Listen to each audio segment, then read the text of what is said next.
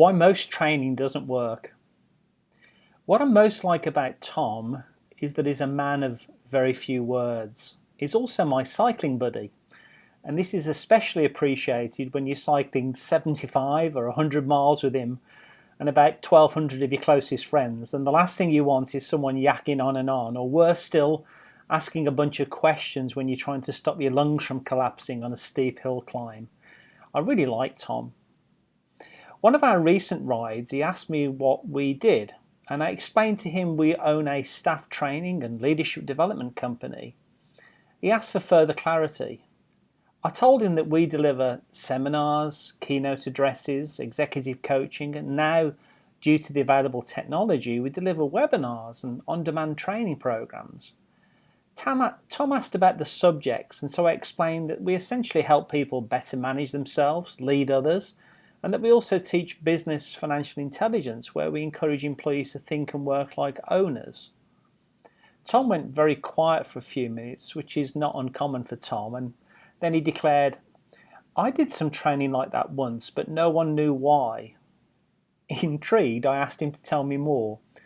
Tom, who recently retired from a large quasi-government organisation, went on to explain that his boss had instructed Tom and a few of his colleagues to attend a 5-day training.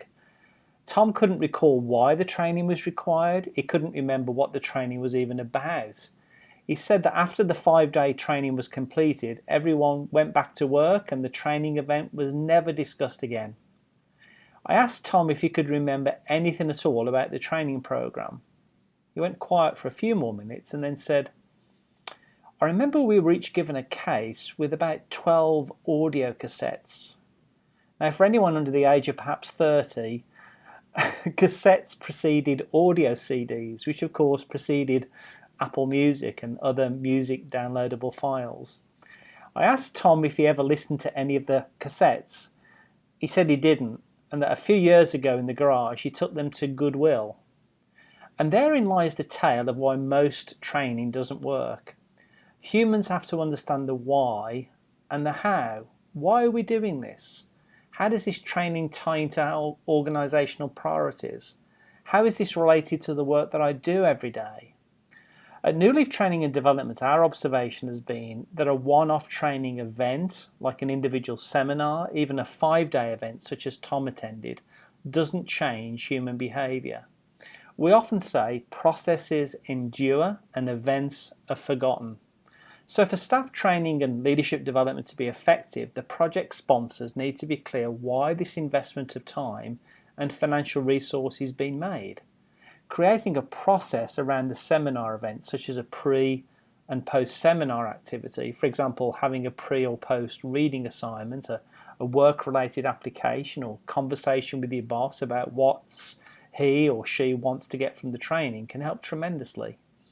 Time is such an incredibly precious resource, and sponsors of training and development activities have a vitally important role to ensure any efforts directed towards training should be clearly communicated, tied towards the organisation objectives, and have a process to ensure the return on investment is significantly and sustainably achieved. All training should have a measurable end goal. Will this program increase sales, reduce costs, improve morale, increase customer satisfaction, or reduce staff turnover? I'm a great believer that any training and development effort can be reasonably and rationally measured. Fascinated by Tom's story, I asked him, "Tom, did you really take the cassettes to Goodwill?" He replied, "Yes, about 15 years ago, and last time I checked, they're still there." So if you'd like to leverage the benefits from Tom's 5-day training, check out Goodwill off Lyons Avenue in Santa Clarita, California, and ask them if they have a 12 cassette box on something vaguely to do with staff training.